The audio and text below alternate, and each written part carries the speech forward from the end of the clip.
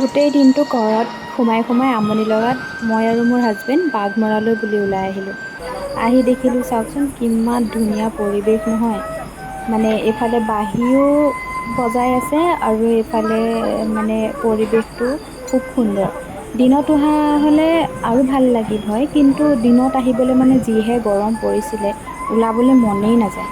তাৰপিছত আমি অৰ্ডাৰ কৰিছিলোঁ এয়া চাই মদ। মই আজি ফাৰ্ষ্ট টাইম খাম, কাৰণ মই আগতে খাই পোৱা নাই চাই মদ। আৰু অৰ্ডাৰ কৰিছিলোঁ চিকেন ড্ৰাই ফ্ৰাই, ইয়াত নহয় ঢেকীয়া দি দিছে শুকান টাইপত ফ্ৰাই কৰি, বহুত ভাল লাগিলে খাই। মই আজি আৰু ফাৰ্ষ্ট টাইম বুলি অকণমান ট্ৰাই কৰি চালোঁ, কিন্তু চিকেনটো বহুত টেষ্টি আছিলে, খাই ভাল লাগিলে।